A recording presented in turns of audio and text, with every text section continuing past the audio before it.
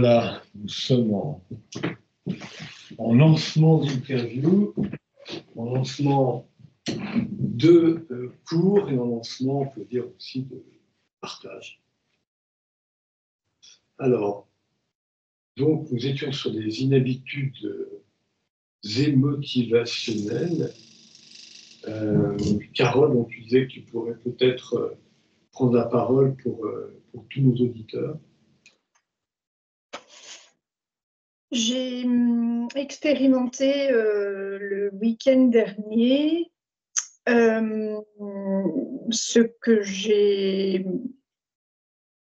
considéré comme une habitude asymétrique au cours d'une pièce de théâtre à laquelle j'ai assisté avec mon fils.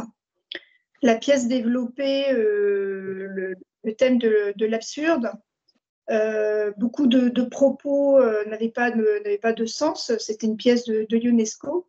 Ah. Et les spectateurs éclataient de rire, c'est ce que l'a fait. Et en fait, j'observais, mais moi-même, j'étais dans une posture beaucoup plus réservée, un sourire, voilà, éventuellement s'inviter sur mon visage. Et bien que j'étais attentive à la pièce, aux propos, j'avais un peu de mal des fois à comprendre pourquoi certains s'esclaffaient à ce point. Et en fait, je me suis dit que ça pouvait être un bon terrain d'expérimentation. Et j'ai pris la décision de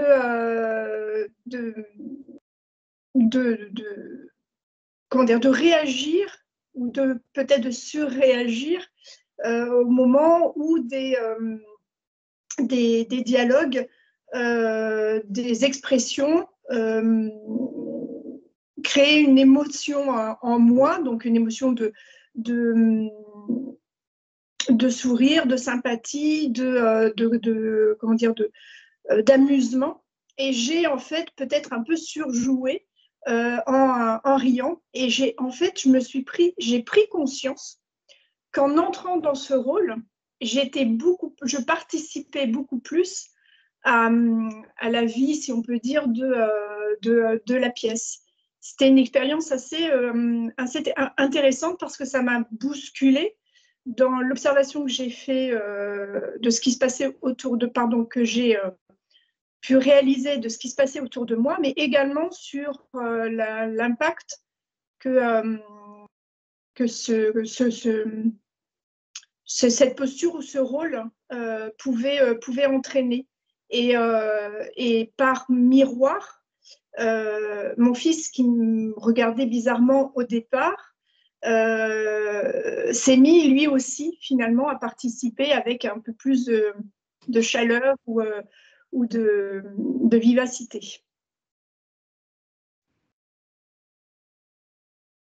Voilà. Ce qui est très intéressant, c'est d'avoir, tu l'as dit, j'ai décidé, c'est-à-dire qu'on est dans le neurone décisionnel, on est dans la prise de conscience, c'est pas seulement intellectuel, c'est pas seulement je réfléchis à, mais j'entre carrément en émotion. C'est assez intéressant, en réception de ce qui se dit, se joue, et en même temps en participation, comme tu l'as dit, même exagéré, mais au contraire. Alors pour ton fils, c'est un peu différent parce qu'il y a les neurones miroirs qui jouent, mais c'est intéressant parce que ça le stimule à oser, justement, interpellant. Il y avait, je notais la neurofonction 20, évidemment, quand tu as le rôle que tu as pu évoquer, que tu joues, qui se joue en toi et que tu modifies. C'est bien. Parce que d'autres auraient envie de parler dans ce sens-là ou... Alors, je peux essayer. Donc, il se trouve que il y a 15 jours, donc, j'organisais un atelier en entreprise où j'avais un défi assez grand à relever, puisqu'il y avait 16 directeurs de pays différents. C'était à Londres que ça se passait. Et donc, j'avais le cerveau en ébullition. Et donc, je saute dans la douche et là, j'ai de l'eau froide et pas d'eau chaude. Et il faisait très froid. Et donc, d'accord. Le climat était très froid. oui, oui. Et donc, évidemment, au départ, ma réaction émotionnelle, du moins la réaction de ma biopsychomachine était de dire j'ai vraiment pas besoin de ça aujourd'hui alors que j'avais besoin de confort, plutôt d'être cosy avant de commencer cet atelier de 4 heures. Et puis donc je pense que mon cerveau limbique, en tous les cas, réagit effectivement à cela. Et tout d'un coup, j'ai eu un stoppage. Et en fait, la situation s'est inversée et je me suis dit, en fait, j'ai décidé que si j'avais de l'eau froide, c'est que j'avais besoin de me rafraîchir les idées. Et d'avoir en fait une vision claire des choses. Et que l'eau froide, en fait, allait m'apporter cette vision claire des choses. Et que donc, c'était plutôt une bénédiction. Donc, j'ai eu vraiment une expérience de situation inverse et ça m'a mis dans une posture inhabituelle et asymétrique, puisque, enfin, à mon sens, puisque j'aurais pu rester sur la frustration, voire la colère, voire l'état de victimisation de ce que je ne recevais pas à ce moment-là comme je l'aurais souhaité. Mais il s'est passé quelque chose de vraiment particulier à ce moment-là et qui m'a fait prendre conscience que j'avais besoin de ça. Oui, alors j'opterais plutôt pour du symétrique. Alors ça, je me confirme. Cela dit, si tu réécoutes ce qu'avait dit la dernière fois Carole, qui était extrêmement riche, justement, passée sur ce qu'elle appelait une émotion contraire, donc tu es prise par une émotion, tu en prends conscience, tu vas la bloquer, tu vas créer la motivation qui génère l'émotion contraire. Bon, c'est à peu près ce qui s'est passé. Et on en avait parlé aussi, extrêmement intéressant, la plupart des humains, au stade 1 de veille, nous fonctionnons, on va dire, dans un mode calculateur. Alors si ceci, ça m'arrange, mais alors s'il y a ça, ça m'énerve, j'avais tel projet. Bon. Et de temps en temps, mais justement quand on a beaucoup travaillé avec le mode, justement avec d'abord le stade 2 de veille, où on prend conscience de soi, eh bien on réveille un mode contemplateur où là on se dit, finalement, ça m'est donné, c'est peut-être bien pour moi. Et là, si quelqu'un peut la formuler en termes de ça va me rafraîchir les idées, mais le principe est vraiment le même. C'est un principe où, d'une façon symétrique, on peut prendre le contraire en se disant c'est bien, je rentre dans un processus plus grand, il m'est donné d'avoir ça, et ce il m'est donné, c'est peut-être bon pour moi, c'est peut-être bon pour un ensemble. Et donc, ma pensée initiale d'automate qui est oh là là, j'ai besoin de ci, j'ai besoin de ça, qui nous arrive à tous, on attend, on a un rendez-vous, comment ça, on est obligé d'attendre. Finalement, on est obligé d'attendre, peut-être que ça va permettre d'avoir un plus dans le rendez-vous, où on va être en meilleure santé, on sera relaxé. Enfin, donc, il y a beaucoup de paramètres qui se jouent. Et si on est contemplateur plutôt que calculateur, eh bien, tout change parce qu'au lieu d'avoir une vie stressée, stressante, on a une vie complètement en harmonie avec ce qui est en train d'arriver, presque en anticipation. C'est ça, tout à Alors, fait. est-ce qu'il y a quelqu'un d'autre qui aurait un petit ajout? Alors, Amaury, donc tu as dit que tu avais une semaine très pleine, mais jamais il vient de se dire... J'ai peut-être... j'espère que je suis dans le cadre, mais j'ai eu... d'un point de vue perso plus que pro, des moments un petit peu d'émotions assez intenses qui ont certains moments qui créent un peu un feu d'artifice d'émotions où on passe de la colère au dégoût, à la joie, mais tout ça dans quelques millisecondes. Et Et un peu ce que je t'ai observé à ce moment-là, c'était le raccourci un peu, enfin je dirais facile par l'expérience maintenant, qui dit c'est pas ma faute, c'est la faute de l'autre personne. Et donc d'être un peu accusateur dans sa tête, enfin la machine étant accusatrice. Et il y a vraiment un stoppage systématique dans les moments où l'émotion passe un niveau spécifique. Il y a comme une alerte une alerte du pilote qui capte la machine qui dépasse cette valeur. Et à ce moment-là, en fait, j'ai ce stoppage et au niveau à ce moment-là, j'ai appliqué une forme de méthodologie pour atténuer le. En gros, premièrement, j'essaie de visualiser un bouton d'amplificateur, par exemple, qui me dit voilà, je suis 0 à 10. Et donc, j'essaie de visualiser dans ma tête où je me trouve dans la valeur 0 à 10. Donc, en général, c'est plutôt vers le 10 que vers le 0 quand ça se produit. Et donc, la première technique, c'est d'essayer de me visualiser en train de tourner le bouton vers le moins pour justement me dire à ce moment-là, comment, si mon émotion que j'attrape au moment du stoppage se trouve par exemple en position 8, qu'est-ce que ça voudrait dire en position 6? Et j'essaie de visualiser l'émotion à ce moment-là et de retranscrire ça à la machine en disant, essaye de jouer comme un acteur, essaye de jouer l'émotion 2 crans en dessous, par exemple.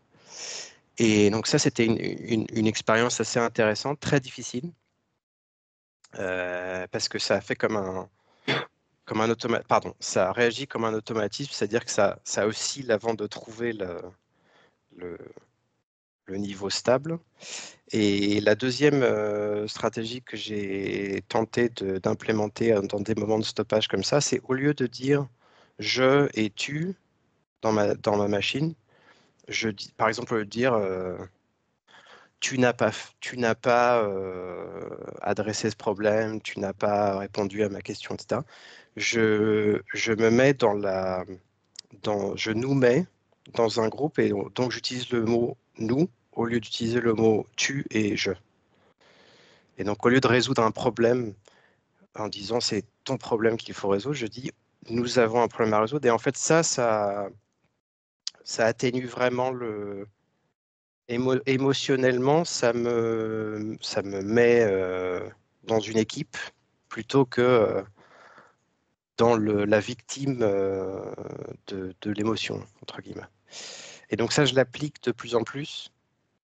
Et je l'ai aussi appliqué, alors ça, dans les émotions négatives, ça m'aide à réduire l'émotion de la machine dans le côté négatif, ou le côté, on va dire, destructeur, pardon. Et dans le côté créateur, c'est ça? Destructrice, créatrice, je ne sais plus c'est quoi l'opposé? Oui, c'est ça. C'est ça. Ce que j'ai pu auto-observer, c'est aussi par exemple, si... alors c'est peut-être légèrement sujet cette fois-ci, mais tu me diras.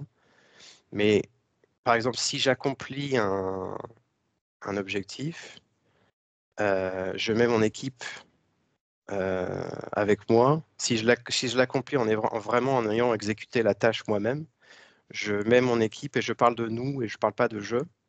Donc ça diminue également l'émotion, on va dire créatrice, mais ça nous met dans une bulle. Donc j'ai tenté ces expériences.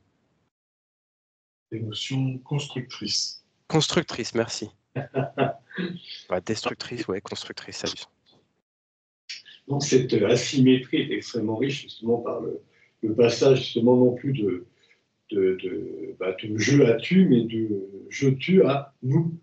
Et ce qui est intéressant, alors la fameuse histoire du genou, on est à genoux devant l'autre, et c'est intéressant parce que là, on n'est plus à genoux, justement, on est dépassé, on a dépassé soi-même, et le processus que tu décris est vraiment riche.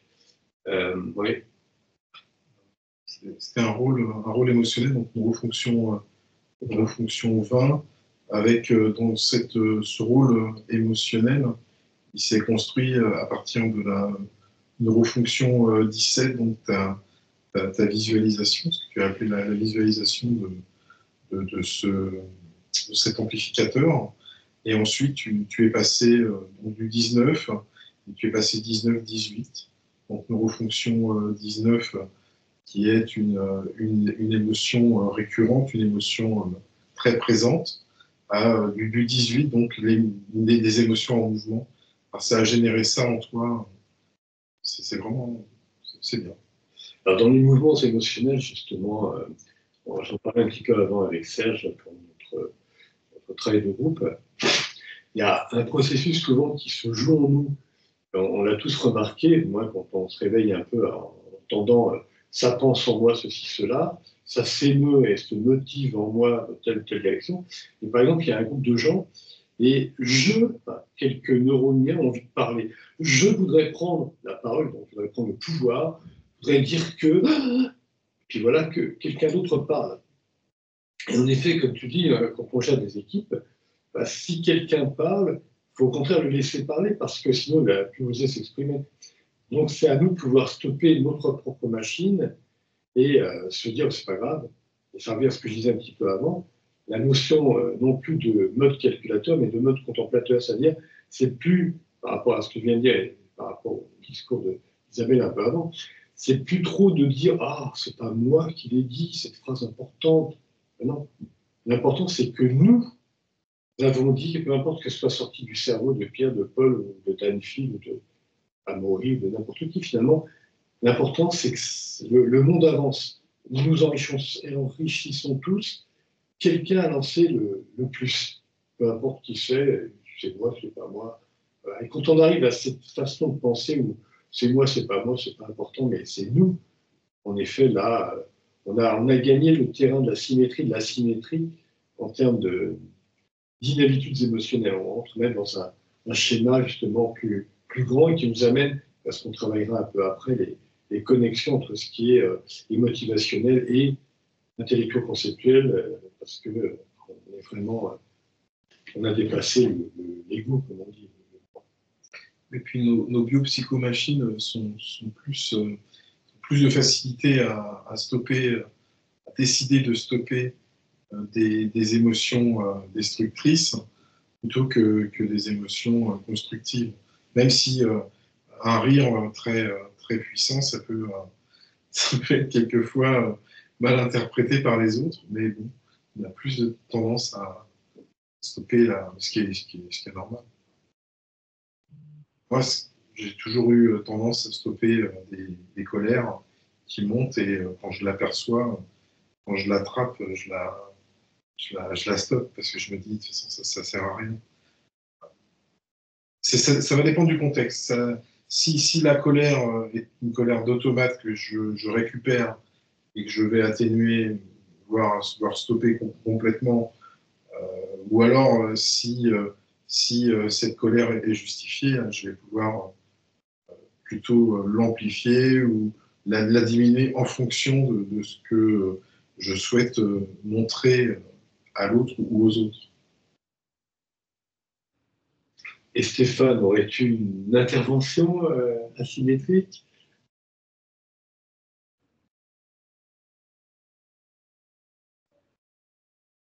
On t'entend pas, hein, tu n'as pas appuyé sur le son. Oui, excusez-moi. J'étais en train de penser à des aspects que j'expérimente en ce moment qui sont liés aux attentes et à la relation entre les attentes et l'émotion qui surgit en moi. C'est-à-dire que, par exemple, j'imagine a priori une situation, un rendez-vous avec une personne, et la situation ne se réalise pas comme je l'avais déroulé dans mon esprit, dans le meilleur des mondes possibles. Et ça, c'est ça la source d'un décalage entre l'attente et la réalité qui fait surgir une émotion. Et en fait, je suis en train de me rendre compte que souvent, et peut-être presque les 3/4 du temps, nous fonctionnons de cette façon-là, c'est-à-dire que nous échafaudons des scénarios, des calculs, comme tu le disais, de possibilités de cheminement, et en réalité, on se prive ensuite on se cogne à une réalité qui est décalée par rapport à ce qu'on a prévu, et à ce moment-là, l'émotion surgit. Et donc, si on retourne à la source de ce qui fait naître l'émotion, je vais y arriver, c'est un attachement à ce que l'ego souhaite, ou ce que je, en tant que partie, en tant qu'être unique et insécable, souhaite par rapport à mon ego. Et donc, j'essaye de travailler sur cet aspect-là et de sortir de ce mode de fonctionnement où tout est, comment dire ça, c'est un peu comme le projet pose la fin. C'est avoir besoin d'un but pour avancer, et on n'a pas forcément besoin de but pour aller de l'avant. Voilà. Et par rapport à un autre aspect, l'autre aspect, c'est lié plutôt aux chansons. Donc moi, j'essaye, c'est pas un travail sur l'habitude asymétrique, mais c'est plutôt du stoppage, c'est comprendre comment j'entre dans une émotion joyeuse, nostalgique ou triste liée à une chanson particulière qui automatiquement me met dans une émotion particulière. Donc j'audio-visionne une chanson et j'essaie de comprendre comment j'entre dans cet état émotionnel lié à la tristesse, la joie. Et après, le pas suivant, c'est d'essayer de regarder par exemple uniquement l'image, ou comprendre le lien qu'il y a entre la mélodie de la chanson et le fait que cette mélodie engendre chez moi un sentiment par exemple de nostalgie. Et en fait, c'est vrai qu'il y a une proximité de forme entre mettons, les notes et leur déroulé dans le temps, et la notion peut-être de nostalgie que je ressens dans mon corps. Il y a une vraie forme qui descend ou qui monte. Voilà, j'essaye de faire ce rapprochement-là pour pouvoir m'en dégager. En tout cas, en prendre plaisir, mais sans en prendre la douleur. Voilà, c'est un peu mes expérimentations actuelles. Alors, je cherchais un titre qui est vaguement en mémoire, et je l'ai retrouvé. Roland Barthes, Fragment d'un discours amoureux. Barthes a auto-observé comment on attend l'autre n'arrive pas. Oui. Alors d'abord, il y a peut-être un retard. Et puis après, oh là là, le temps tourne. Alors l'autre, vraiment, me manque de respect, ne tient pas à moi. Quelle déception. Puis après, l'autre vraiment n'arrive pas. Finalement, cet autre n'est rien, c'est pas la peine, c'est rien du tout. Je me suis trompé, je vais même partir. Puis finalement, l'autre arrive. Ah, l'autre est là, c'est le bonheur. Et Barthes nous montre à quel point on est assujetti de façon quasiment ridicule à ces émotions qui se cascadent de façon burlesque et tout à fait structurée. C'est-à-dire, on est vraiment comme des robots. C'est telle émotion, puis telle autre, puis telle autre, puis telle autre. Et les mécanismes sont là. Et comme tu le dis, c'est dès l'instant où on arrive à prendre conscience de ces mécanismes, en prenant conscience, d'ailleurs tu ne l'as pas dit, tu as dit je, plutôt que de dire ma biopsychomachine, mais finalement c'est ça. Tu te réveilles dedans, tu observes les réactions de cette machinerie-là, et déjà en l'observant, tu prends ta distance, tu n'es plus identifié à la machinerie. Non, ton travail de recherche est très intéressant, en effet. Et il y a aussi la question du temps. Le temps subjectif, ça m'intéresse énormément. C'est que j'ai remarqué que l'émotion, en particulier de peur ou même de joie, amène le ressenti subjectif de ma biopsychomachine à déployer le temps ou à le comprimer, ou la compresser.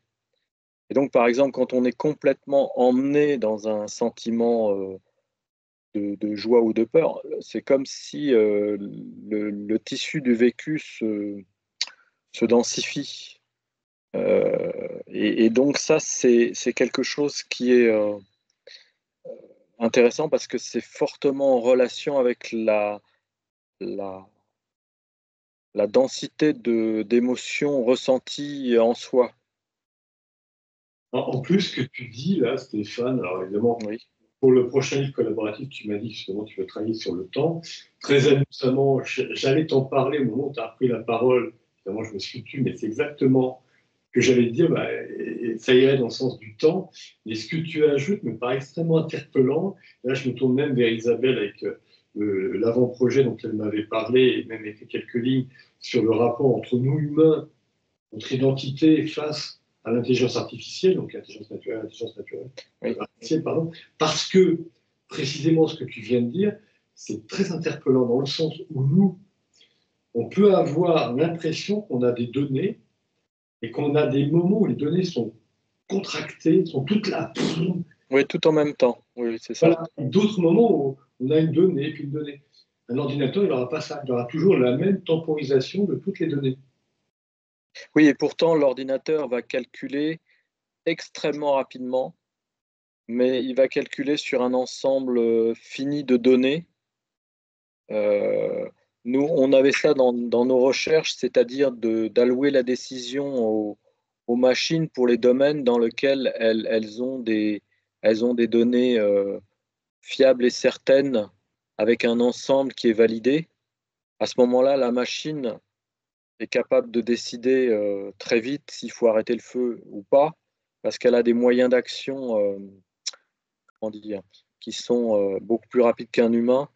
Alors que pour les décisions complexes, où justement les données sont floues, ou en tout cas l'ensemble des données n'est pas fini, le vécu d'un humain, il est, comment dire, si on prend en compte toutes les expériences depuis sa naissance et peut-être avant, c'est une quantité d'expérience qui est toujours disponible. Alors que l'ordinateur, il faudra qu'il la fasse passer par un processeur qui a des limites physiques. Remarque que nous aussi, mais voilà, enfin, c'est c'est une question intéressante. Alors, on y reviendra de toute façon, mais c'est ce que je te dis, j'ai été très interpellé, je réécouterai la vidéo à ce moment-là. Ce que tu as dit, c'était vraiment pour moi très interpellant de penser que nous, par nos émotions, c'est différent d'un ordinateur, nous allons pouvoir contracter à un moment donné un ensemble de données. Et donc, on va arriver au plus profond du profond, ça revient à ce que tu viens de dire, mais c'est à travailler. Mais bon, revenons donc sur maintenant. Bon, alors donc, on a un petit peu pu parler d'inhabitudes émotivationnelles asymétriques, en passant par les symétriques d'ailleurs. Est-ce que vous voulez qu'on entre tout de suite sur le cours suivant? Alors, je vois des oui, je vais vous poser la question dans l'autre sens, d'ailleurs. Y a-t-il des gens qui voudraient ne pas venir tout de suite au cours suivant? Non. Alors, le cours suivant, c'est assez intéressant parce que on en parlait avec Serge avant pour préparer, on se disait, mais c'est vrai qu'on devrait lire le début du passage, c'est-à-dire la présentation du livre, alors, section 7.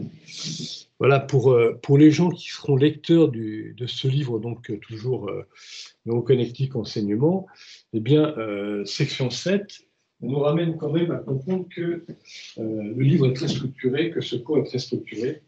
Et donc, section 7, connexion neurofonctionnelle linéaire, entre guillemets, et motivationnelle, inter-émotivationnelle. Donc, on reste dans notre monde, on n'est pas encore dans des connexions qui vont aller vers le motivationnel et corporel, ou émotivationnel et intellectuel conceptuel. On l'a dit un petit peu avant, c'est pour plus tard.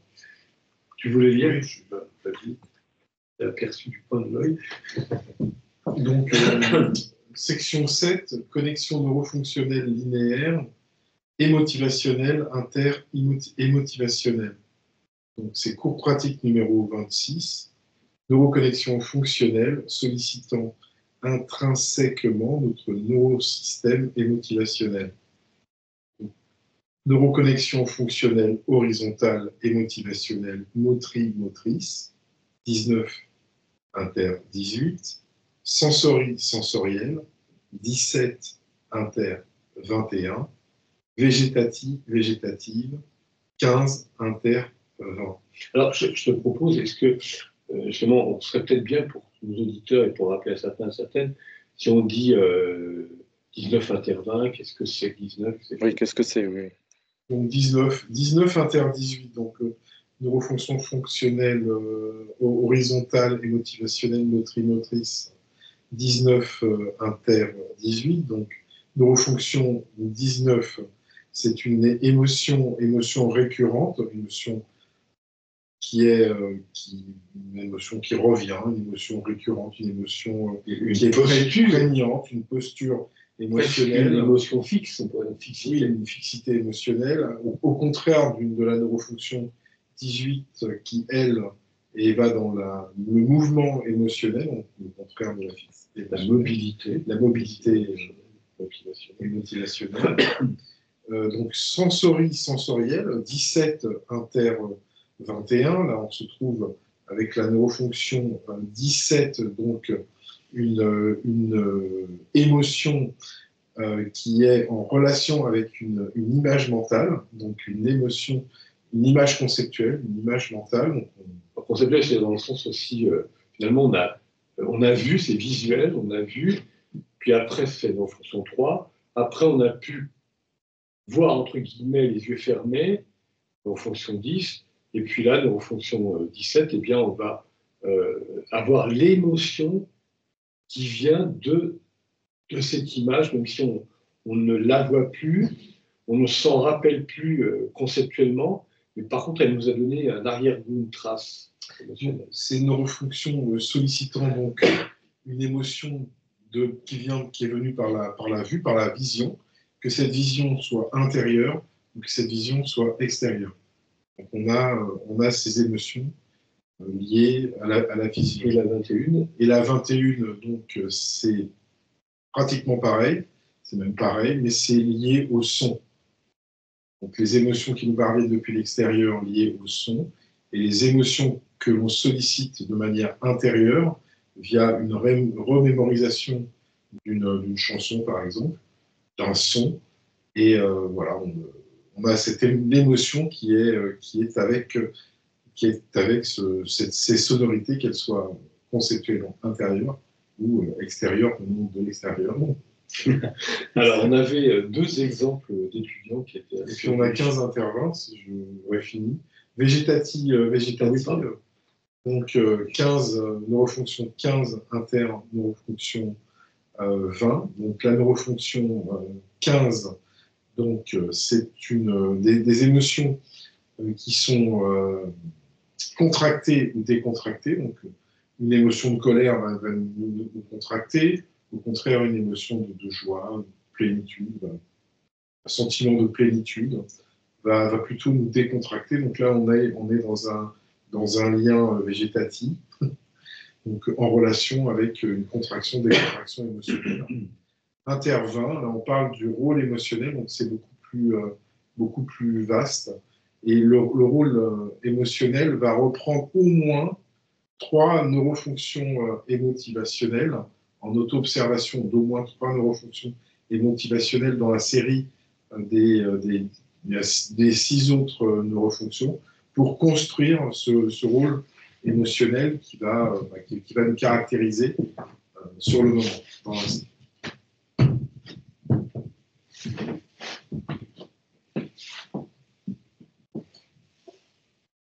Donc, voilà. Donc, je vais vous lire un exemple.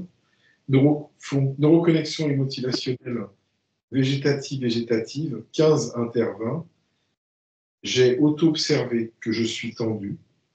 En réalité, que les neurones émotionnels de ma biopsychomachine sont tendus du fait de s'efforcer de persuader quelqu'un d'un processus.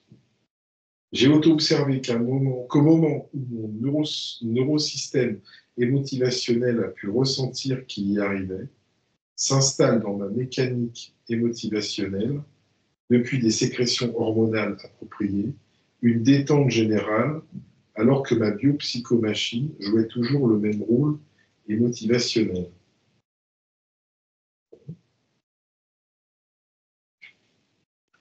Quelqu'un veut me persuader, j'en ressens une émotion, quelle est sa nature? Suis-je ému par sa fragilité? Inversement, quand mes neurostructures motivationnelles veulent persuader, est-ce une volonté de contrôle d'autrui ou est-ce une aide sincère? Quelle est la source de ma motivation? J'ai pu auto-observer un vendeur motivé par la prime qu'il pourrait gagner s'il réussissait à me vendre un produit coûteux, prime dont il avait à l'évidence désespérément besoin. J'auto-observe que mes neurones émotionnels sont toujours tendus quand un vendeur m'approche, car mes neurones intellectuels baignent alors dans l'inconfort, puisqu'il leur est difficile de vérifier ces informations. Voilà, matière à travailler. Oui, puis je vais rajouter sur la neurofonction 15, que c'est la lecture de ces exemples, de cet exemple qui m'a donné à y penser. La neurofonction 15, c'est une fonction de motivation aussi. Donc, on est dans la motivation. 15, c'est la motivation. C'est le stade 3 de veille. 15, c'est on motive l'autre. Donc, émotionnellement, on est motivé pour motiver. Alors, si on prend, pour que tout le monde comprenne bien, des exemples simples, neurofonction 1, est-ce que mon corps est contracté ou décontracté? C'est pareil, donc ça c'est en entrée.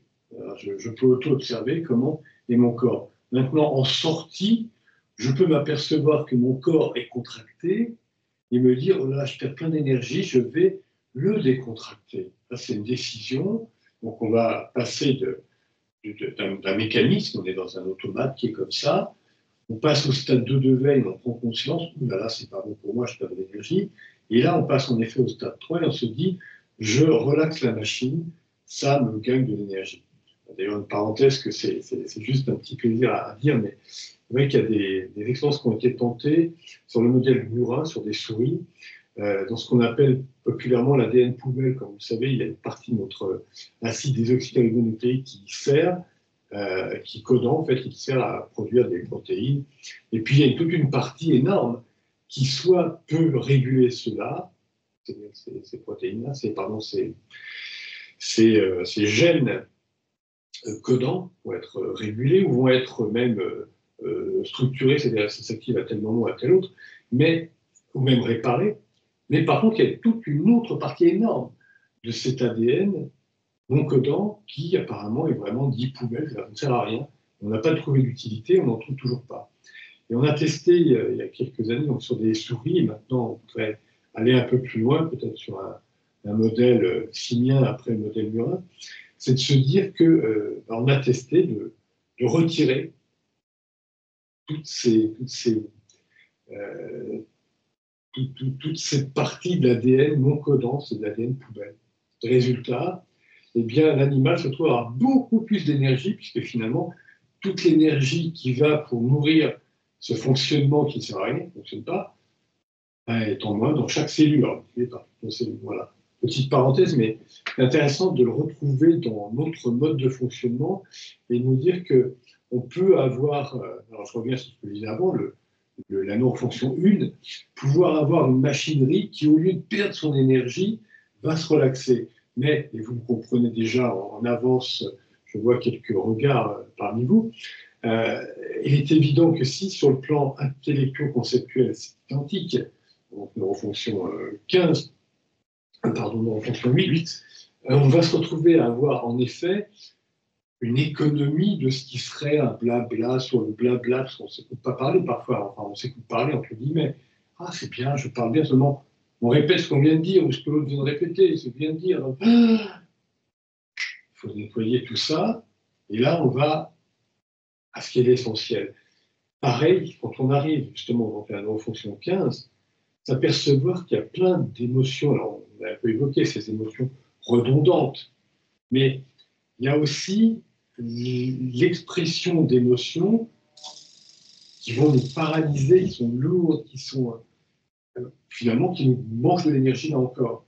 Pareil en sortie, des motivations, on voudrait exprimer ça, on voudrait motiver les autres, on voudrait changer le monde, on voudrait lancer des projets, mais pareil, au lieu que ce soit fluide, c'est plein je dirais des scories, plein de surplus. Et là, on fluidifie. C'est juste ce que je voulais apporter. On se sert de cette énergie, entre guillemets, énergie d'émotion. On s'en sert, donc on accompagne cette énergie pour motiver ces différentes énergies, pour motiver donc, en sortie, mais aussi en entrée. On peut être motivé en entrée. Avec énergie corporelle, motrice, énergie motivationnelle, énergie intellectuelle sortante. Oui, oui, absolument. Alors, qui me dit quoi? Parce que je vois un Amaury en réflexion, Stéphane peut-être, Isabelle en écriture. Non, c'est pas Carole en écriture, Isabelle en peut-être écriture.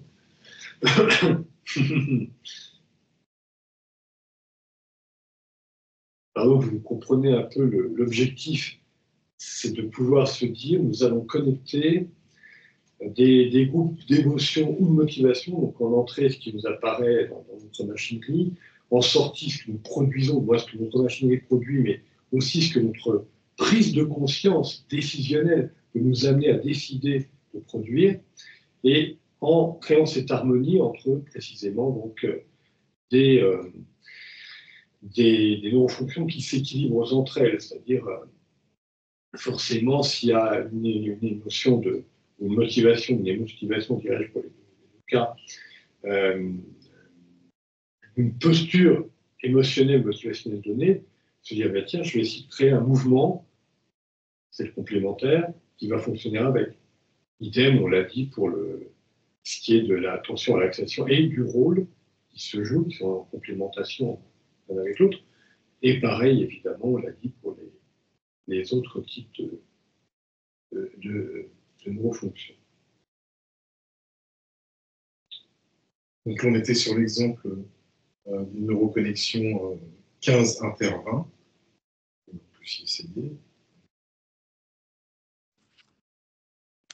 Voilà. J'ai peut-être une expérience à partager. Là aussi, c'était dans le monde professionnel et ça traite d'un sujet sur l'intelligence artificielle et justement l'humain face à l'intelligence artificielle, puisque dans le cadre de modules de coaching, j'ai eu une expérience avec un casque de réalité virtuelle.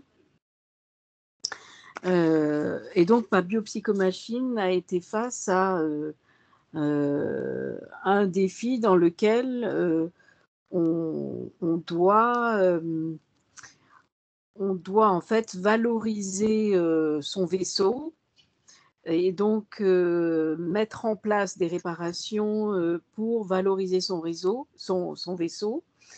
Donc, on est dans un monde interstellaire un peu Star Wars. Et le but, c'est qu'à la fin du petit exercice de 15 minutes, le vaisseau doit avoir pris de la valeur.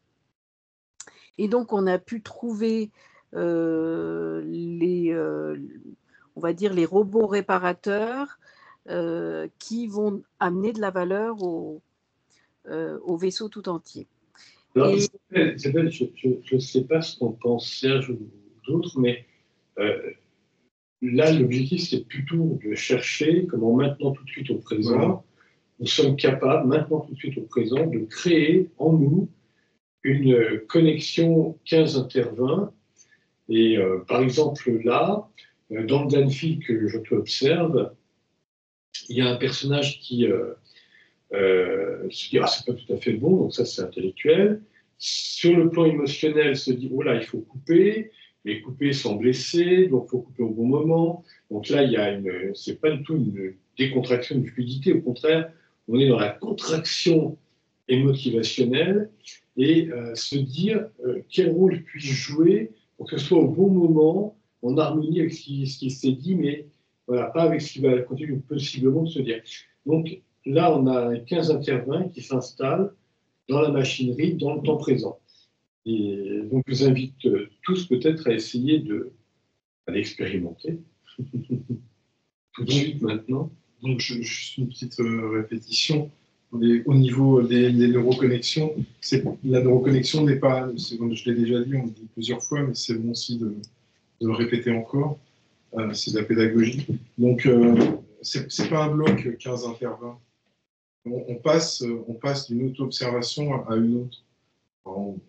Il va prendre une décision d'auto-observer, décision égale stoppage, et donc on va par exemple prendre une décision interne, un stoppage interne, d'auto-observer son 15. Et puis peut-être que intentionnellement, eh bien, on va capturer le 15. Ça, c'est un autre niveau. On va se laisser porter par ça, mais surtout, on va pas chercher à guetter l'émotion du rôle, les émotions que notre rôle va susciter. Par exemple, là maintenant, si je me mets à guetter l'émotion, je vais jamais être dans le présent. C'est le rôle, ça va être juste un rôle de guetteur. Mais je pense que je vais guetter un rôle qui n'est pas le rôle du guetteur, mais ce qui se passe, c'est que je serai le guetteur en train de guetter le rôle. Et je m'en apercevrai pas. Donc c'est vraiment, il faut vraiment soit un stoppage, en fait. Voilà, on n'anticipe rien, soit il y a une décision de stoppage, et là je me dis, là, dans les 15-20 secondes, je vais essayer de capturer dans quel rôle émotionnel je me situe maintenant. Et puis, par le même processus, pour la neurofonction 15, voilà, pendant 15 secondes, je vais essayer de capter au niveau émotionnel, est-ce que c'est fluide, est-ce que non, est-ce que je suis pas bien. Voilà. Et puis ensuite, ça va aller de plus en plus vite. On se laisse porter par ça. Et évidemment, comme Delphine l'a dit, comme je l'ai redit, si on arrive à capturer ça de manière intentionnelle, c'est encore mieux. Au fur et à mesure, ça vient de manière intentionnelle. Une fois que la machine est lancée, une fois que le processus de stoppage décisionnel est lancé sur la neuroconnexion, ça va se lancer. Alors, qui se lancerait donc, on a plusieurs solutions. On a 15 Je me suis stoppé. Là, en fait, je reprends tout de suite le rôle, la tension émotionnelle de l'étudiant qui n'est jamais sûr d'être dans le sujet. Et en même temps, le rôle de l'étudiant qui est là pour apprendre, qui donc essaye de se stopper pour se lancer. Donc moi, me lançant là sur le moment, c'est ce que j'ai pu attraper entre les deux, ou ce que j'ai pu connecter entre les deux émotions. Alors, où situerais-tu le 15 et le 20 dans justement presque ce double jeu? Dans la séquence, tu veux dire, ou 15 et la neurofonction qui est prépondérante dans l'association des deux. Il y a vraiment, je pense toujours des millisecondes dans ma tête, mais il y a vraiment j'ai stoppé, j'ai auto-observé cette contraction avant de se lancer, où j'ose toujours pas, où il y a un petit côté, j'ai peur de dire des bêtises. Et derrière le pilote qui arrive et qui dit tu es là pour apprendre, faire des dire et En français, peut-être en anglais. erreurer. Ça fait ça. Disons, c'est incroyable. J'arrive plus à parler. Voilà. Stoppage. Donc là, tension. Parce que je raconte des bêtises, justement. Non, je raconte, mais ma la machine intellectuelle raconte des bêtises. Ma machine émotionnelle est prise dans tout ça. Au sens justement du pilote, se réveille. Il dit il faut appuyer sur le stop. Voilà, il y a eu un dérapage émotionnel là, presque en direct. C'était assez intéressant.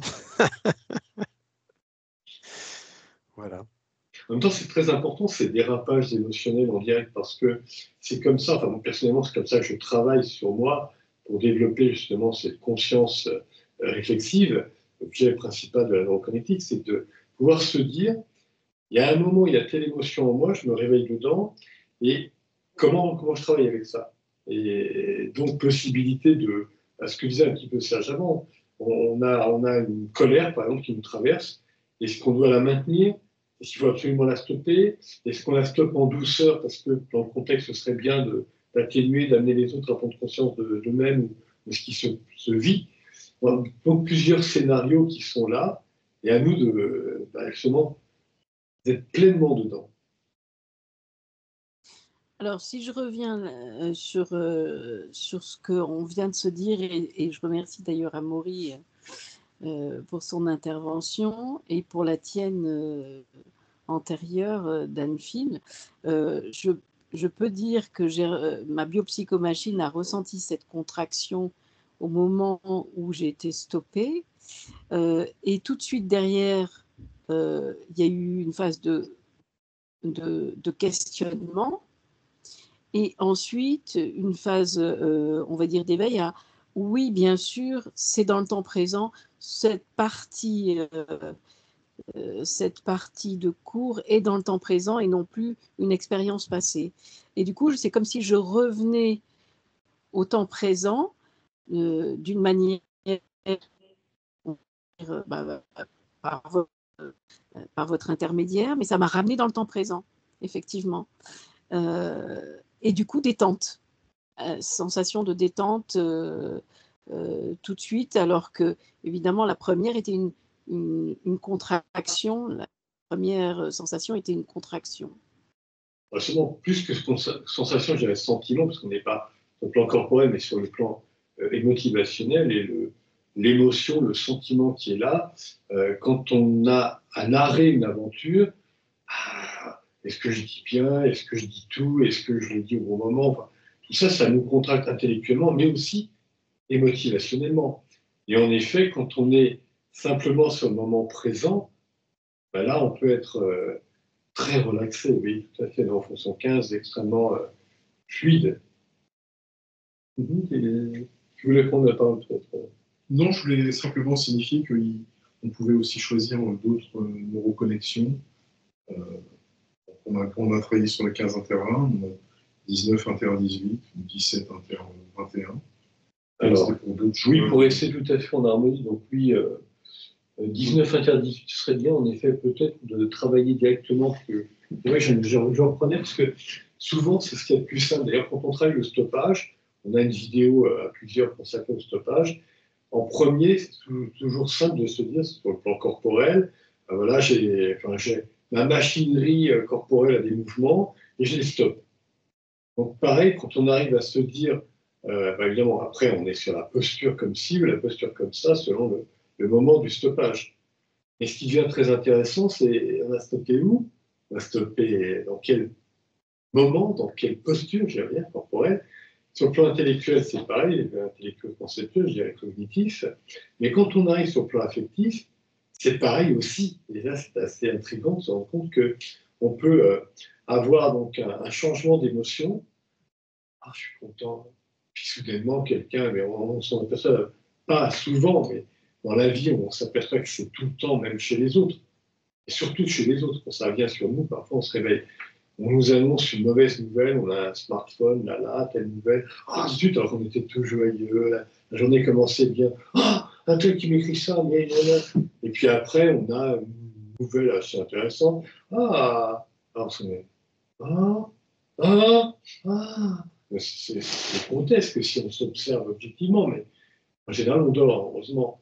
Et quand on se réveille, c'est vrai qu'il faut justement, puisqu'il m'est donné de me réveiller, changeons les paramètres, des fondements donc, de la neuroconnectique, c'est un petit peu comme les petits pois de Johann Gregor Mendel en génétique, quand il a créé la génétique, se dire on peut changer l'ordonnancement de tout ça, et bien là, à notre échelle à nous, neuroconnecticiennes, c'est l'ordonnancement des neuroprogrammes, neurosous-programmes. Donc, en l'occurrence, quelqu'un en nous est dans telle ou telle posture émotivationnelle, on est bien, par exemple, puis soudainement, il y a toi qui me tombe sur la tête.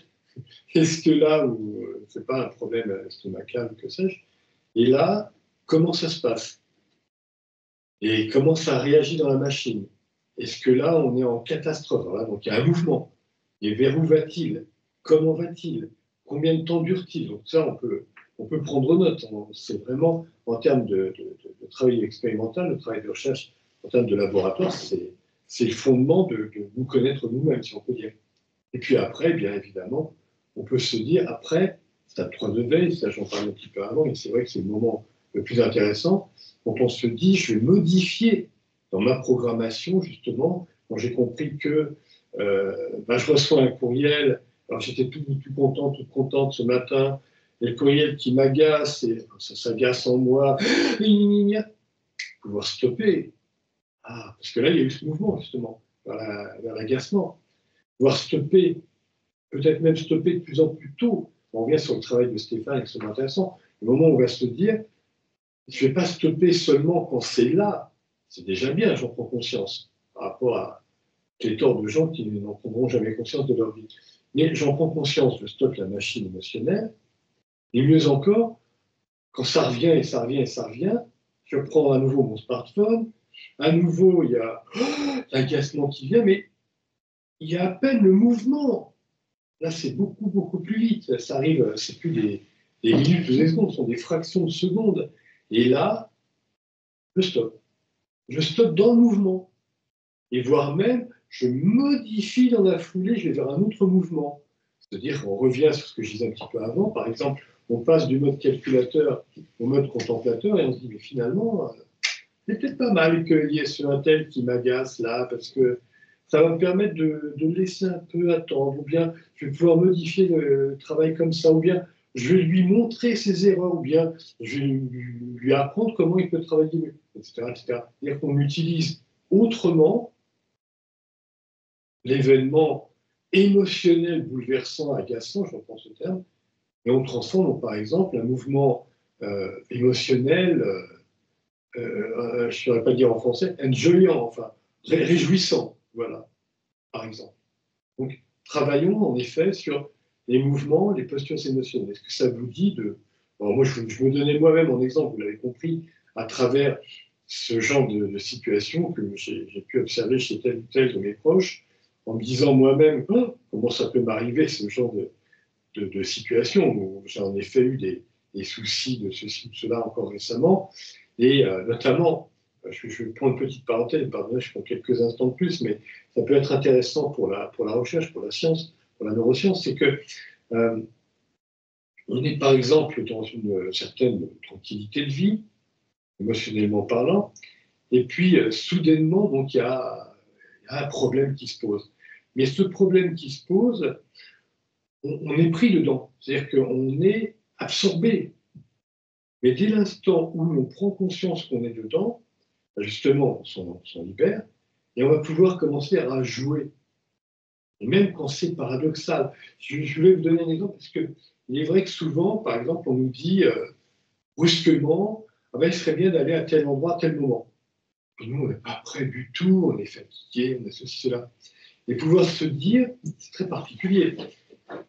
Il m'est donné, c'est très bizarre ce que je vais vous dire, mais pour moi, ça nous amène vers le stade 5 de veille, hein, pour aller très très loin. Mais bon, c'est de se dire, il m'est donné, je parlais avec quelqu'un d'ailleurs récemment, en disant la vie est vivante.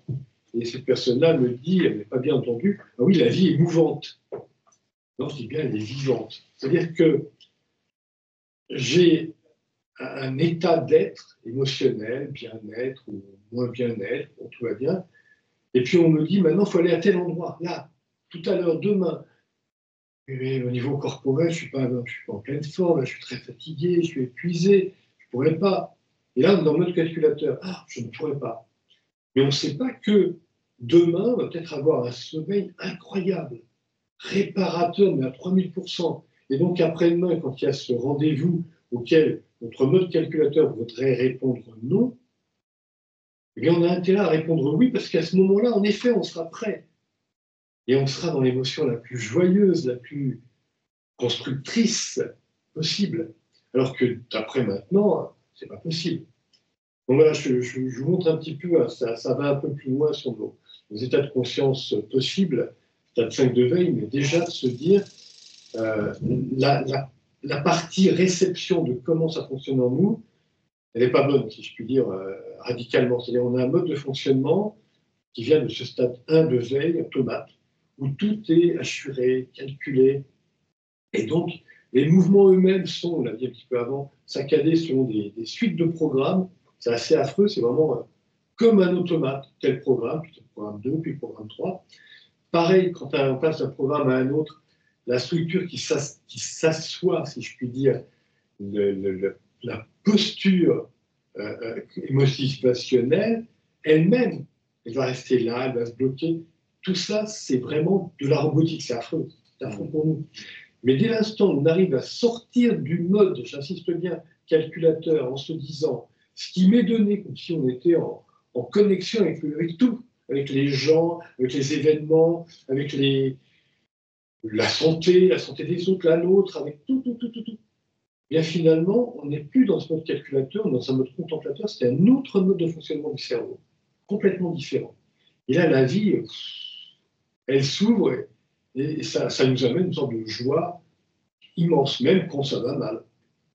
Bon, excusez-moi, c'était long, mais j'espère que c'était un petit peu intéressant. Alors, qui se lancerait pareillement, Carole? Bon, moi, j'ai une question, c'est pas tellement par rapport à l'expérimentation, mais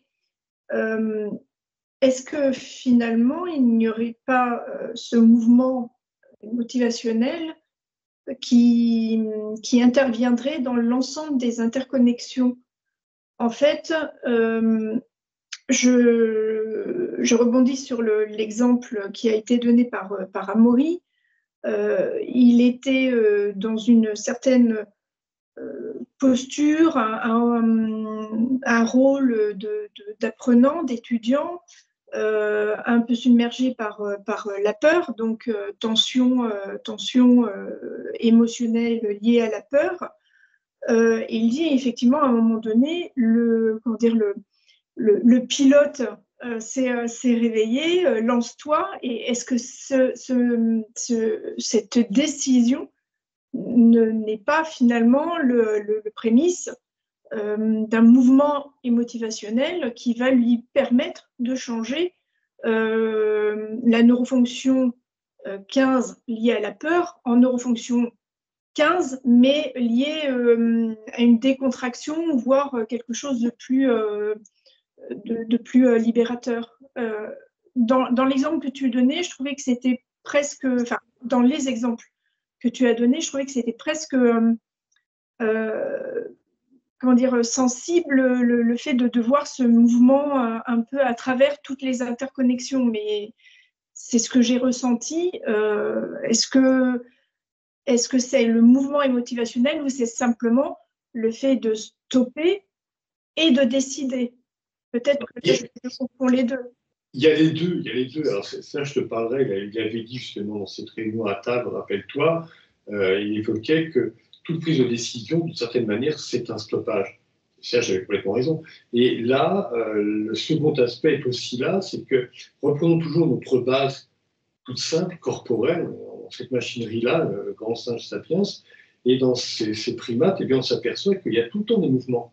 On est comme ci, on est comme ça, on bouge, et même si on ne bouge pas, ça bouge là-dedans, ou ça bouge pour exprimer, pour vivre, pour intensifier. Donc, les émotions, elles vont avec tout le temps. Donc, ce que tu dis est on ne peut plus vrai. Je vais ajouter que là, pour l'exemple d'Amaury, c'est une décision, je dirais, libératrice. Parce que il peut continuer à être dans la neurofonction 15, mais une neurofonction perturbatrice, il est pas bien, mais ça s'atténue un peu, ça revient, mais il s'en libère pas. Là, il prend vraiment une décision de se libérer de ça. Donc il y a quand même un mouvement qui reste un mouvement qui est un mouvement contracté, d'émotions contractées au niveau de la neurofonction 15. Et puis il y a vraiment une libération, il y a un grand mouvement pour aller vers une libération de la contraction, émotionnellement parlant. Oui, oui. Et ça, on est en termes d'intensité émotionnelle. On se retrouve avec cette intensité. Passage plus, moins, un peu plus, un peu moins. Alors, 19 inter 18, ça vous paraît jouable, expérimentable pour les quelques semaines qui viennent. Stéphane, maintenant tu es en hésitation? Non. Non.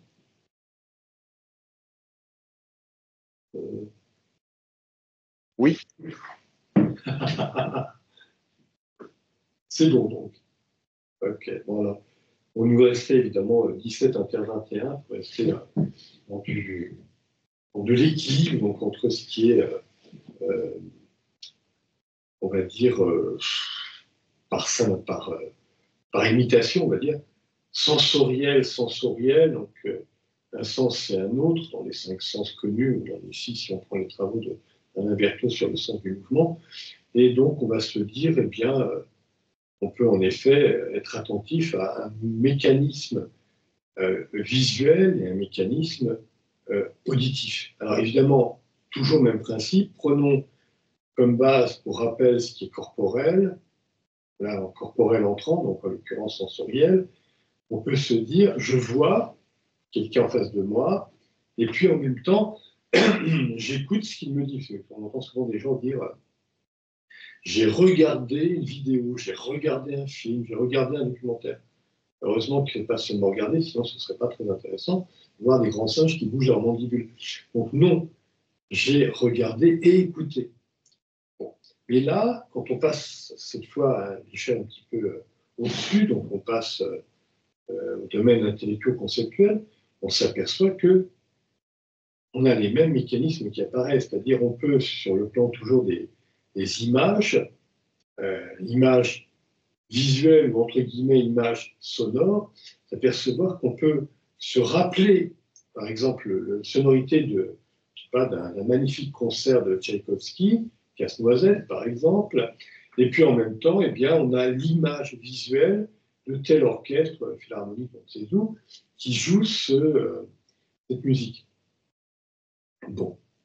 Et bien là, maintenant, ce qui est intéressant pour nous, c'est de pouvoir pareillement connecter deux groupes de neurones relatifs donc sur le plan intermédiaire, donc émotivationnel, ce qui nous prend en termes d'image qui est résiduelle, c'est-à-dire on n'a peut-être pas l'image visuelle et l'image sonore, entre guillemets, devant nous maintenant tout de suite, on n'a pas non plus le souvenir intellectuel conceptuel de cette image visuelle et sonore, mais par contre on a, on va dire, le goût, l'arrière-goût émotionnel qui est là, relié à...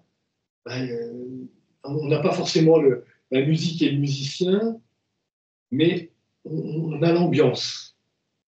Et ça, c'est intéressant parce que parfois on parle à quelqu'un et on ne se rend pas compte. C'est ça qui est interpellant, c'est d'en prendre conscience.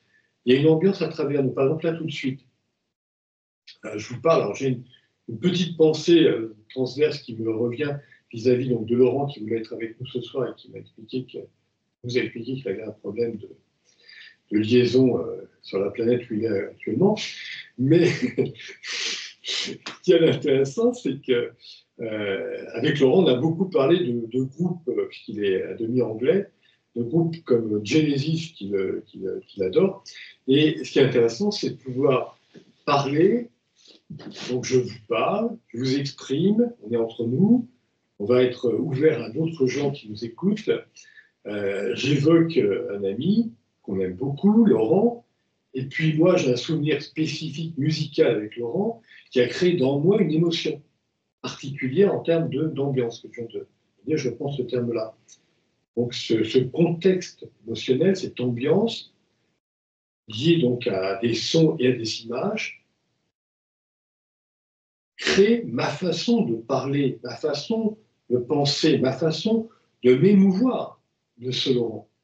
Et quand on va parler de quelqu'un, on ne s'en rend pas compte, mais c'est toujours là. Il y a ce background, cet arrière-plan qui est là, mais qui est extrêmement profond. On peut même s'étonner. Alors, on entend parler de gens qui vont avoir des comportements complètement inhabituels. Je ne sais pas si je dois parler d'un personnage terrible de la Seconde Guerre mondiale, mais peut-être que c'est à dire Adolf Hitler. Je vais vous raconter une histoire qui n'est pas forcément très connue, mais extrêmement intéressante. Pendant 6 ans, il a tenu une correspondance avec une petite fille. Alors, je vous raconte l'histoire.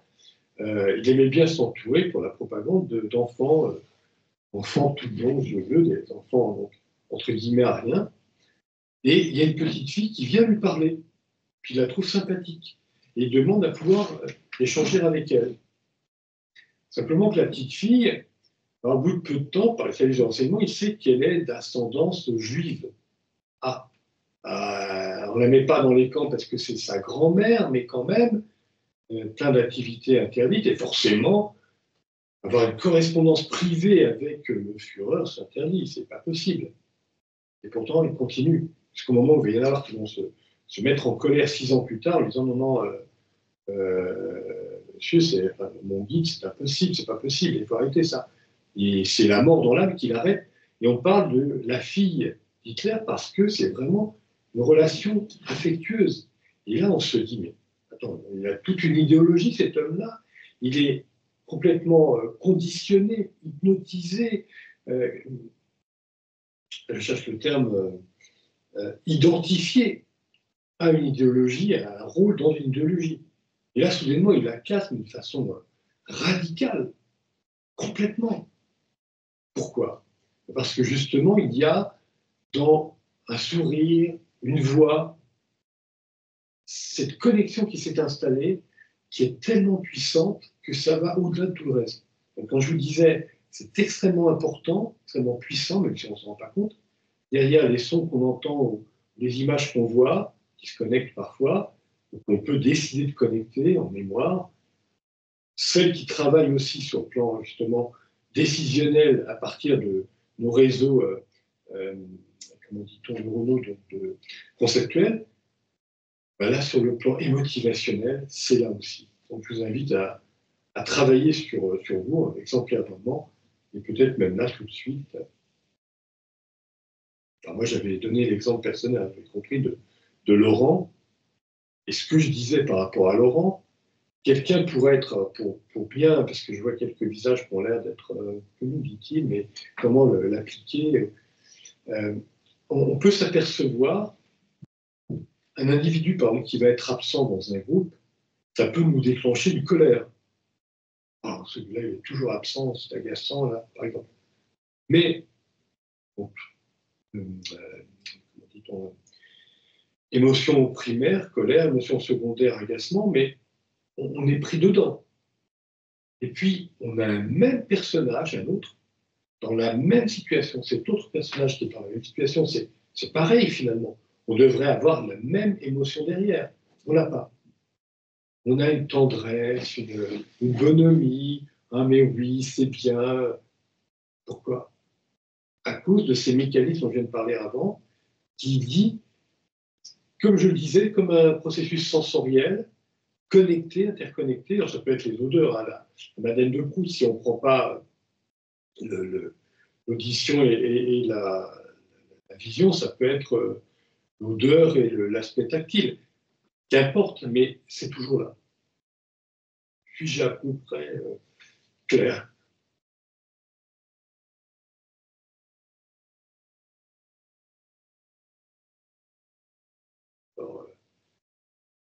Quelqu'un arriverait-il à s'en faire? Parce que là, moi, je me suis mise à nu avec Laurent, mais Serge, tu as une mise à nu possible?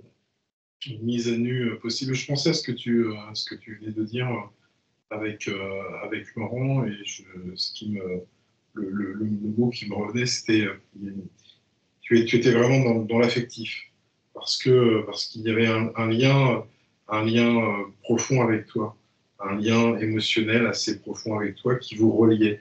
Et donc c'est pour ça que tu as pu sortir de l'automate en colère, qui se dit oh, bah, il est encore absent lui, blablabla. Non, là, non, ah oui, il est absent, mais bon, il aime Genesis, c'est sympa, tout comme moi. Bon, allez, je lui pardonne. Donc, on est dans ce domaine-là. Voilà. J'aurais aimé que tu nous racontes, plutôt que de reformuler non, mais c'est ce que je... Si toi, tu avais une émotion à toi, tu pourrais nous raconter toi, c'est-à-dire dire, comme moi, je me suis lancé sur Laurent, Oui. Te lancer sur moi, je connais quelqu'un, j'ai vécu ça ou ça, ou il m'arrive fréquemment de vivre ci ou ça, et justement, par des connexions entre deux groupes de neurones sensitifs, sensoriels, je suis en capacité émotionnellement justement de modifier radicalement un type d'émotion. C'est un exemple personnel peut-être. Bien sûr, avec un ami, c'est le même processus que toi. L'ami a des soucis personnels dont il me les a confiés. Et donc, il a aussi des problématiques qui m'agacent, mais dans le même processus. Et finalement, je pardonne parce que je sais que cet ami est dans de grosses difficultés. Et au contraire, je vais l'aider et je vais aussi prendre sa défense devant d'autres personnes qui disent ah, il n'est jamais, lui, il n'est pas bien, il a tel comportement. Mais je dis non, non, il a aussi des soucis. On est dans ce même processus. Donc là, sur le moment, c'est ce qui me vient comme exemple. C'est un petit peu différent, justement, c'est intéressant, c'est toujours. Oui, ça ressemble un peu, mais en même temps, alors le contexte est le même, le mécanisme est le même, mais par contre, on est sur des différences de ce qui peut nous arriver. Alors, qui d'autre se jetterait parmi vous en expérience tout de suite, en avant, en étant en émotion et en capturant ce qui se passe en soi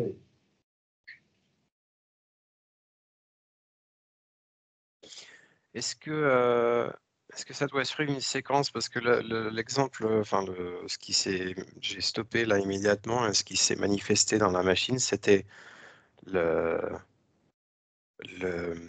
si je suis sur le 17 inter 21, je revoyais, est-ce que c'est 17 d'ailleurs, est-ce que c'est pas 10? Mais je me revoyais dans la cuisine de ma grand-mère. Je passe beaucoup de temps dans la cuisine de ma grand-mère. Et au moment où je visualisais en fait probablement une image pas totalement réelle parce que c'est une image d'enfant, mais ce dont je me rappelle. Je me voyais joyeux dans la cuisine de ma grand-mère, et immédiatement après ça, j'entends le son de ma grand-mère quand on la taquinait, qui avait un son qui envoyait du ah comme ça, mais enfin très affectueux. Est-ce que c'est cette séquence qu'on suit là en l'occurrence? D'accord. Oui. Complètement, oui. Et en fait, c'est enfin en soi, éviter le verbe faire en fait en soi, et en coton. En soi, ce que tu dis à Maurice, ça me ramène à la Madeleine de Proust, toujours tellement magnifique. C'est-à-dire qu'on est dans une ambiance, on vient avec ce mot-là, contextuelle. En l'occurrence, Proust, il nous rappelle comment elle est, sa tante Léonie, avec sa perruque mal mise parfois le matin. Enfin, c'est très visuel. Il y a le petit meuble-là, il y a la petite table. Il va y avoir, alors bon, une espèce de biscotte. Il va dire, bon, finalement, elles sont des madeleines. Bon. Donc, c'est très visuel. Mais en même temps, il y a l'ambiance, il y a le vent, le chant des oiseaux, et il y a la voix, ce que tu viens de dire, la voix de sa tante. Et c'est ça qui est intéressant. On n'a pas forcément le rappel, comme tu l'as dit, en neurofonction intellectuelle-conceptuelle, mais on a l'émotion qui est là. C'est vraiment il y a un rappel émotivationnel. Parce que là, on est en train de donner des exemples, mais des exemples liés à la mémoire, donc liés au passé. Mais il y a aussi ce qui est en train de se vivre là dans le moment. C'est-à-dire, je vois, devant moi, j'ai un écran, je vois je vous vois dans l'écran, je vous vois. Donc vous me renvoyez parce que vous êtes sensible à tout ce qui se dit. Donc vous m'envoyez une émotion de joie. Finalement, moi je vous vois, donc je ressens une émotion de joie. Est-ce et ce que je peux entendre aussi me nourrit à la fois intellectuellement, mais aussi ça me nourrit émotionnellement. Donc voilà, ça c'est dans le moment, qu'est-ce qui est en train de se jouer, entre guillemets, émotionnellement pour moi, en entrée et en sortie. Voilà, en sortie, lorsque je vous parle. Alors, qui d'autre se lancerait dans une expérience de l'instant présent ainsi explorée? Alors moi, je voudrais revenir sur justement ce que tu disais, Serge, parce que quand je suis intervenue juste après qu'Amaury soit intervenu, j'étais vraiment dans cette, on va dire, cette émotion qu'il avait suscitée en moi en disant, bah oui, vous venez d'assister à un scratch émotionnel en direct. Et évidemment, ça faisait sens avec ce que je venais de vivre. Donc, dans l'idée de l'immédiateté de ce qu'on partage tous ensemble là sur les différentes émotions, à la fois visuelles, auditives, etc. Mais j'ai la sensation qu'il y a encore plus de sens qui sont concernés. Alors, le 17 et le 21, oui, mais pour moi aussi, ça va aller chercher des sens qui, en fait, au moment où Amaury parlait, ben, j'avais la sensation de l'ordinateur posé en même temps sur mes genoux. J'avais la sensation, la voix d'Amaury qui venait de parler de son scratch émotionnel. J'avais en même temps la voix de Dan Finn qui venait de faire son intervention sur l'intervention que je faisais. C'était comme des couches qui se superposaient presque instantanément, immédiatement. Et alors, je ne sais pas comment on peut le qualifier et comment vous le qualifieriez. Interfoliation, mais bon, ça c'est entre les groupes de neurones. Mais cela dit, alors il faudrait que je fasse, d'après ce que Danfield a fait, c'était ton discours. Il y a beaucoup d'aluminium dans ton discours, attention, beaucoup de fer, de verbe fer. Mais oui, l'idée, elle est là quand même de. Qu'importe, c'est pour ça que je l'ai dit un petit peu avant, qu'importe les sens, au plan sensoriel, donc, qu'on observe, l'important, c'est en effet d'en prendre deux et de les interconnecter. Et là, tout de suite, on est en expérience parce qu'on s'aperçoit que derrière l'interconnexion concrète, donc l'ordinateur que je sens avec son poids sur mes genoux, que je vois avec mes yeux devant moi, bon, ça, ce sont des sens au sens corporel, l'exception corporelle. Il y a l'acception intellectuelle, je peux fermer les paupières et je peux me rappeler de la sensation même du poids sur mes genoux et devant mes yeux. Même si j'ai plus d'ordinateur sur mes genoux, je m'en rappelle. Mais là, ce qui est intéressant, c'est un autre rappel encore plus lointain. Je peux me rappeler de l'émotion que me portait justement cet ordinateur se portant sur mes genoux. L'émotion que me portaient ces gens, cet Amaury, ce Danfield qui parlait. Et derrière tout ça, donc, on peut arriver sur le moment présent qui revient par la suite. On se retrouve à un autre moment devant ces gens-là ou devant un ordinateur sur nos genoux. Et là, cet ordinateur sur nos genoux, c'est plus tout à fait l'ordinateur sur nos genoux. C'est l'ordinateur.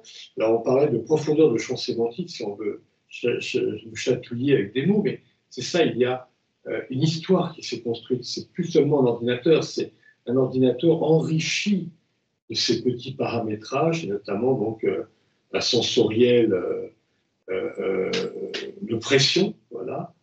Ça peut être aussi visuel, donc sensoriel de vision, parce qu'on regardait l'ordinateur, voilà, pour reprendre la connexion que tu viens d'évoquer. Mais c'est aussi la place que, en fait, l'auto-observation de la place que j'avais dans l'espace au moment où l'ordinateur était posé sur mes genoux au moment où Amaury est intervenu et au moment où Dunfield a... Donc c'est un peu comme une superposition en même temps à la fois d'images et de sons mêlés aux émotions diverses qui nous traversent. C'est une suite de captures de l'instant présent. Émotionnellement, on fait à cette suite. Et cette suite, elle vient construire une histoire émotionnelle capturée instant après instant. Et pour revenir sur l'espace extracorporel, on a conscience qu'on est dans cet espace-là. Puis après, on peut avoir l'espace intellectuel-conceptuel et considérer qu'on a tel et tel type de pensée, tel et tel type de concept dans lesquels on baigne maintenant tout de suite. Et puis, on a enfin l'espace motivationnel. On y viendra dans une session de dirigée suivante, où justement, on prend conscience qu'on est dans telle ambiance motivationnelle, mais là, pas dans le sens de ce qu'on a dit maintenant. C'est vraiment l'ambiance complète, mais on y arrivera. Moi, je voudrais partager ce que j'ai vécu. Alors, Amaury, tu es notre point central de réflexion apparemment ce soir. Quand Amaury a ri de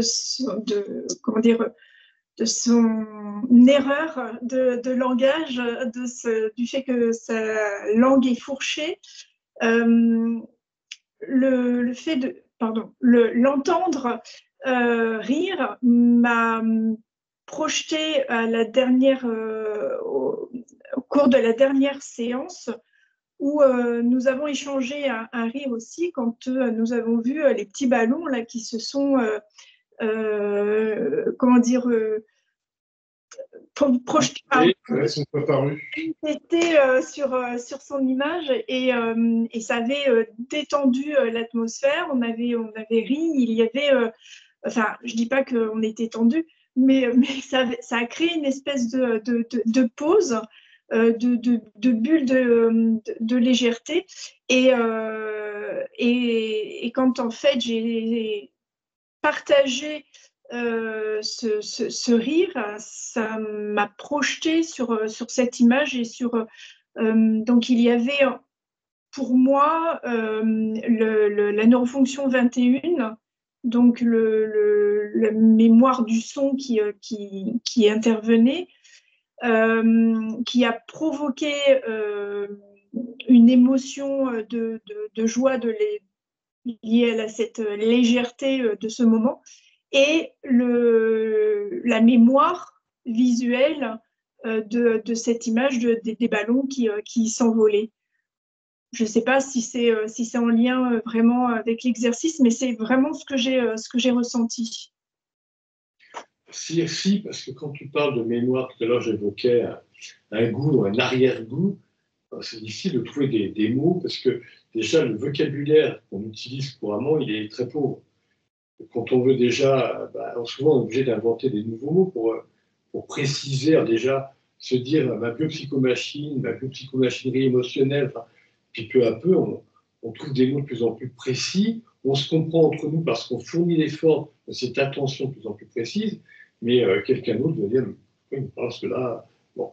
Donc oui, il y a en effet ce processus de goût arrière-goût entre guillemets, et donc finalement d'une mémoire qui vient dans le présent, mais qui n'est pas, c'est donc pas je vois tout de suite, encore que comme on le sait, quand on regarde quelqu'un, il y a un différentiel en réalité, c'est pas on voit tout de suite, parce que la lumière elle met un certain temps avant 100 km par seconde, donc bon, mais derrière le différentiel, quand on se rappelle d'eux visuellement, autre sens, auditivement, etc., eh bien, pareillement, il y a un différentiel. Mais quand c'est pareil, tu parles à quelqu'un et tu as cette mémoire d'émotion qui te traverse, elle te traverse comme une mémoire, mais en réalité, elle est bien là présente, mais elle se révèle à toi dans le présent.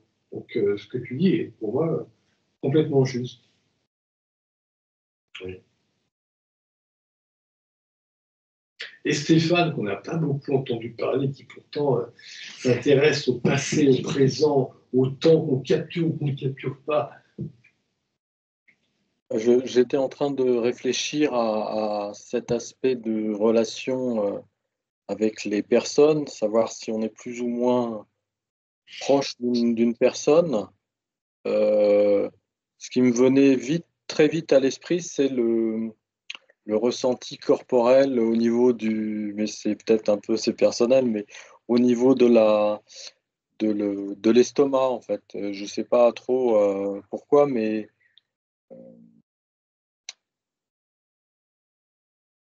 oui, j'ai l'impression que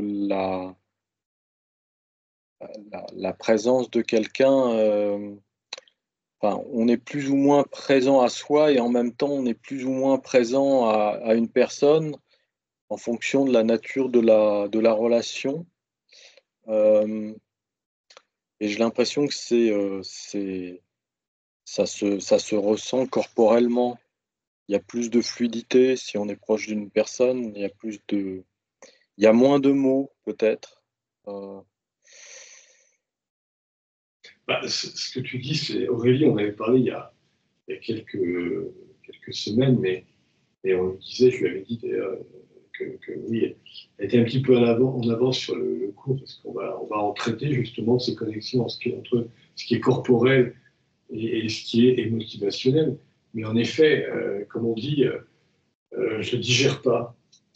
Et je ne digère pas émotionnellement.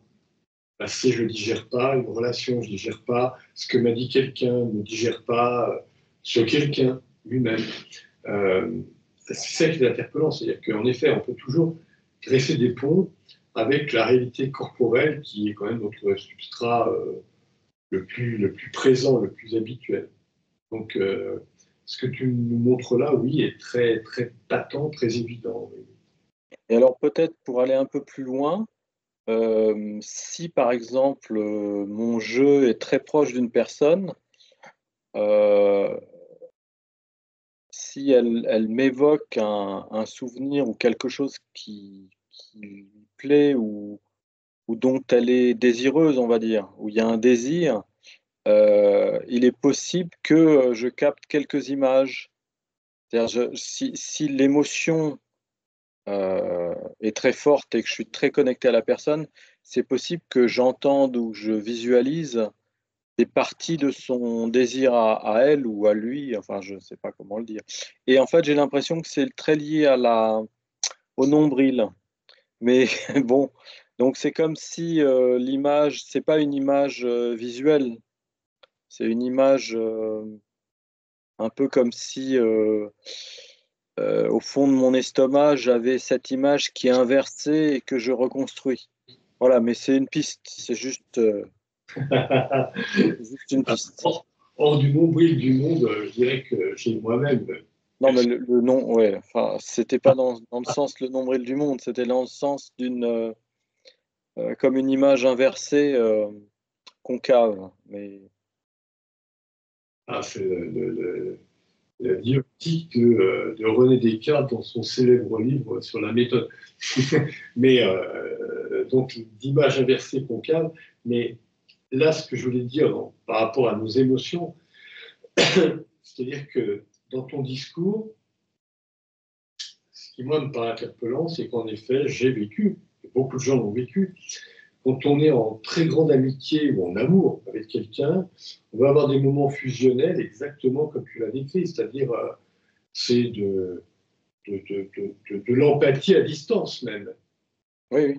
de la télépathie, de la télépathie. On est vraiment dans des processus très interpellants, c'est-à-dire, oui, quelqu'un te dit je voudrais évoquer un sujet, puis toi, tu es tout de suite déjà, oui, tu vas évoquer tel sujet. Toi, tu as les images, les sons et autres sensations de cette thématique de ce que ce quelqu'un veut évoquer, qui ne te l'a pas encore dite.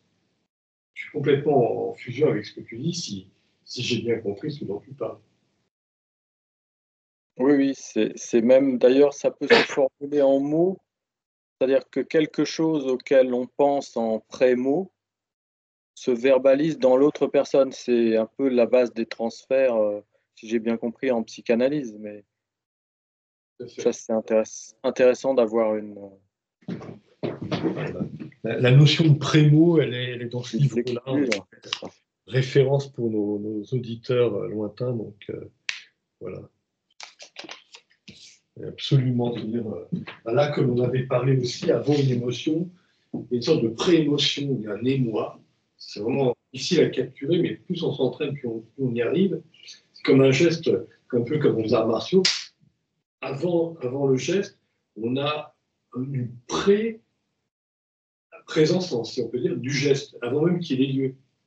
Dans les pensées, pareil, il y a un mot, mais avant même de lancer le mot, on a le pré-mot, la représentation qui est là. On n'a pas encore présenté, mais on a déjà présenté à nouveau. Et pareil pour les émotions, on peut s'apercevoir qu'il y a des moments où on a une émotion qui n'est pas encore là. Alors, évidemment, il faut avoir vraiment l'habitude. Par exemple, on va à tel endroit à chaque fois que quelqu'un nous énerve. On sonne dans l'énervement, entre guillemets, je pense le terme. Bon. Et puis on arrive, on sait qu'on va être dans l'énervement, qu'il y aura ce quelqu'un. Mais bon, c'est ce groupe-là, on doit être dans cette réunion, que si, que ça. Bon. Mais à ce moment-là, il y a un moment où on arrive à capturer ce qui va être le début de l'émotion. On n'est pas encore dans l'énervement, mais on attrape ça. C'est la pré-émotion, les mots. Mais bon, on va travailler là-dessus, c'est vraiment extrêmement intéressant de dompter la bête dans laquelle on se réveille chaque matin et d'être une conscience dans la bête. Et plus tout à fait une bête, justement, c'est une conscience qui se réveille. Alors, est-ce que ça vous a plu? Est-ce que vous avez assez de matériaux pour travailler là sur ces quelques 3 connexions neuronales pour les semaines qui viennent? Donc. Ok, voilà, dans ce cas-là, je vais couper l'enregistrement et puis nous allons prendre date, bien sûr.